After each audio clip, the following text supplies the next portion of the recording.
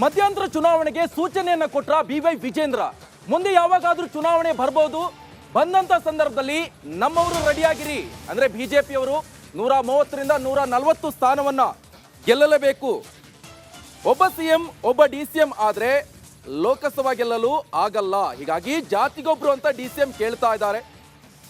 ಈಗಾಗಲೇ ಕಾಂಗ್ರೆಸ್ನಲ್ಲಿ ಡಿಸಿಎಂ ಕೂಗು ಹೆಚ್ಚಾಗ್ತಾ ಇರುವಂತದ್ದು. ಈ ಹಿನ್ನೆಲೆಯಲ್ಲೂ ಕೂಡ ಅವರು ಸ್ಟೇಟ್ಮೆಂಟ್ ಅನ್ನ ಕೊಟ್ಟಿದ್ದಾರೆ. ಒಬ್ಬ ಸಿಎಂ ಒಬ್ಬ ಡಿಸಿಎಂ ಇದ್ರೆ ಲೋಕಸಭಾ ಗೆಲ್ಲಲು ಆಗಲ್ಲ. ಹೀಗಾಗಿ ಜಾತಿಗೊಬ್ರು ಅಂತ ಡಿಸಿಎಂ ಕೇಳ್ತಾ ಇದ್ದಾರೆ. ಮೈಸೂರಿನಲ್ಲಿ ಬಿಜೆಪಿ ರಾಜ್ಯಾಧ್ಯಕ್ಷ ಬಿವೈ ವಿಜೇಂದ್ರ ಹೇಳಿಕೆ ಇದೆ. ಮುಂದಿನ ಲೋಕಸಭಾ ಚುನಾವಣೆ ಭಾರತೀಯ ಜನತಾ ಪಾರ್ಟಿ ಗೆಲ್ಲಬೇಕು.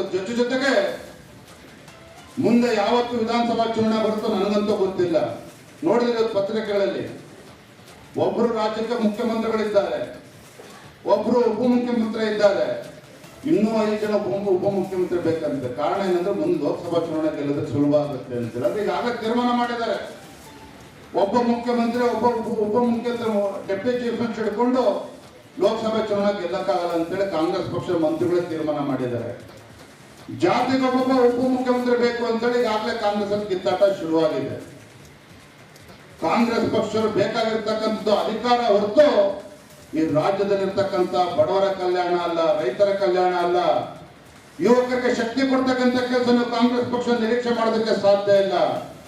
ಕೇವಲ ಅಧಿಕಾರ ಅಧಿಕಾರ ಅಧಿಕಾರ ಅಧಿಕಾರ ದರ್ಪದಿಂದ ಮೆರಿತಾ ಇರ್ತಕ್ಕಂಥ ಕಾಂಗ್ರೆಸ್ ಪಕ್ಷದವರಿಗೆ ಮುಂದಿನ ಲೋಕಸಭಾ ಚುನಾವಣೆಯಲ್ಲೂ ಕೂಡ ತಕ್ಕ ಪಾಠವನ್ನು ಕಲಿಸಬೇಕಾಗಿದೆ.